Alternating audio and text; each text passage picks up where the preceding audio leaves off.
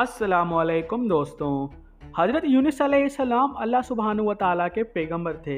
लेकिन अल्लाह के नबी होने के बावजूद भी अल्लाह सुब्हानहू व तआला ने आखिर क्यों हज़रत यूनुस अलैहिस्सलाम को मछली के पेट में डाल दिया। आखिर हज़रत यूनुस अलैहिस्सलाम ने ऐसी क्या गलती की थी। खातिनो हज़रात, आज हम इस वीडियो में हज़रत यूनुस अलैहिस्सलाम के बारे में बात करेंगे। हज़रत यूनुस अलैहिस्सलाम आखिर एक मछली के पेट में 40 दिन तक ज़िंदा कैसे रहे। खातिनो हज़रात, हम उस हस्ती के बारे में बात कर रहे हैं जिसका ज़िक्र कुरान में हज़रत यूनुस के नाम से है और तौरात में जूना के नाम से। तारीख में आसूरी कौम ताकतवर और बहैसियत मानी जाती है और इसका दारुल हुकूमत आशूर था और आशूरी बनी इसराइल से ताल्लुक़ रखते थे।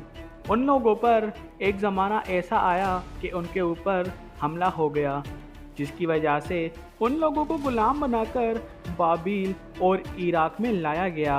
आशूरी में एक छोटी सी बस्ती हुआ करती थी। आशूरी बादशाह ने देवता के नाम पर एक बड़ा सा पुतला बनवाया और उसके बाद आहिस्ता आहिस्ता आशूरी के सब बादशाहों ने वहाँ पर मंदिर और बड़ी बड़ी बिल्डिंग्स तामीर करवा दी। उसके बाद ये छोटा सा इलाका सल्तनत आशूरिया के अजीम और शान दारुल हुकूमत से जाना गया। इस शहर के बीच में मंदिर और बड़ी बड़ी इमारतें बनी हुई थीं, जहाँ से आशूरियों का बादशाह ऊंचाई पर बैठकर बाज़ारों और गलियों और बकाया तफरी गाहों का नज़ारा करता था। ये ज़माना 700 कबल मसीह पुराना था और आशूर में मौजूद खेत शादाब और सरसब्ज थे। वहाँ के शहर की आबादी 1 लाख थी और ये लोग काफ़ी बहुत ज़्यादा बुत परस्त लोग थे और वहाँ के बादशाह को भी ये लोग खुदा का दर्जा देते थे। ये लोग बहुत ज़्यादा गुमराही में मुब्तला थे, लिहाजा अल्लाह सुब्हानहू व तआला ने इन लोगों के पास हज़रत यूनुस अलैहिस्सलाम को भेजा। हज़रत यूनुस अलैहिस्सलाम का पूरा नाम यूनुस इब्ने मत्ता था और आप हज़रत हूद अलैहिस्सलाम की औलाद में से थे और आप हज़रत यूसुफ अलैहिस्सलाम के छोटे भाई बिन्यामीन के बेटे थे। और जब हज़रत यूनुस अलैहिस्सलाम को नबूवत मिली उस टाइम आपकी उम्र 28 साल थी।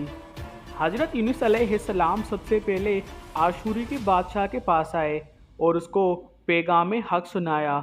उस बादशाह को हिदायत की और झूठे खुदा की इबादत करने से रोका और एक अल्लाह सुब्हानहू व तआला की इबादत करने का हुक्म दिया। ये सब सुनने के बाद वो बादशाह बहुत ज़्यादा गुस्सा हो गया और आपकी जान के पीछे लग गया। हज़रत यूनुस अलैहिस्सलाम ने वहाँ के लोगों को अल्लाह के दीन की दावत दी, लेकिन ये कौम हज़रत यूनुस अलैहिस्सलाम का मजाक उड़ाती रही।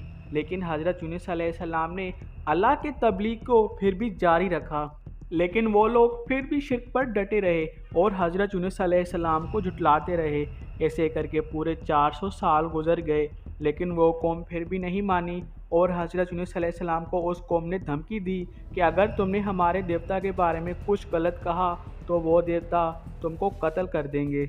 इस सब के बाद हज़रत यूनुस अलैहिस्सलाम उस कौम से मायूस हो गए और उसके बाद अल्लाह ने हज़रत यूनुस अलैहिस्सलाम से कहा कि उन लोगों को आगाह कर दो कि अगर ये लोग बाज नहीं आएंगे तो 3 दिन के अंदर उन पर बहुत बड़ा अज़ाब आने वाला है। तो इसके बाद हज़रत यूनुस अलैहिस्सलाम ने उस कौम से कहा कि अगर तुम लोगों ने इस 3 दिनों के अंदर बुत परस्ती को ख़त्म नहीं किया तो अल्लाह का बहुत बड़ा अज़ाब आने वाला है।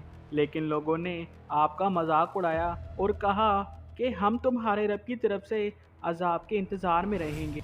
लिहाजा उसके बाद उन लोगों ने आपस में बहस की कि हज़रत यूनुस अलैहिस्सलाम को हमने कभी झूठ बोलते नहीं देखा और बहुत बहस होने के बाद उन लोगों ने इस बात पर इत्तेफाक किया कि उन्होंने ये तय किया कि रात को अगर हज़रत यूनुस अलैहिस्सलाम अपनी बस्ती में मौजूद हों तो समझो कि कोई अज़ाब नहीं आएगा, और अगर हज़रत यूनुस अलैहिस्सलाम अपनी बस्ती में मौजूद हो तो समझ जाओ कि हज़रत यूनुस अलैहिस्सलाम सही बोल रहा था। उसके बाद हज़रत यूनुस अलैहिस्सलाम वहाँ से रात को ही चले गए थे और जब वहाँ के लोगों ने हज़रत यूनुस अलैहिस्सलाम को अपनी बस्ती में नहीं पाया तो वो हैरान और परेशान हो गए। और जब सुबह हुई तो उस कौम के ऊपर आसमान से काले बादल मंडराने लगे और वो समझ गए कि ये वही अज़ाब है जिसके बारे में हज़रत यूनुस अलैहिस्सलाम बात कर रहे थे। दरअसल हज़रत यूनुस अलैहिस्सलाम उस कौम से वहाँ से नाराज़ होकर गए थे और वहाँ पर उन लोगों के ऊपर अज़ाब आ रहा था, और यहाँ हज़रत यूनुस अलैहिस्सलाम अल्लाह को बिना बताए वहाँ से निकल गए थे और उस कौम को अज़ाब में छोड़कर चले गए थे। लिहाजा यही बात अल्लाह को बहुत ज़्यादा बुरी लगी और अल्लाह ने उस कौम के ऊपर से वो अज़ाब हटा लिया और यूनुस अलैहिस्सलाम चलते चलते दरिया के किनारे आ पहुँचे और एक कश्ती में बैठ गए। उस कश्ती में बहुत सारे लोग सवार थे। अचानक से उस समुंदर में एक तूफ़ान आ गया और समुंदर में लहरें ज़ोरों शोर से उछलने लगी और बहुत बड़ा तूफ़ान आ गया। उसके बाद हज़रत यूनुस अलैहिस्सलाम समझ गए कि अल्लाह सुब्हानहू व तआला को मेरी कोई बात बुरी लगी, और उस कश्ती में बैठे लोग कहने लगे कि एक गुलाम अपने मालिक से यहाँ भाग आकर बैठा हुआ है।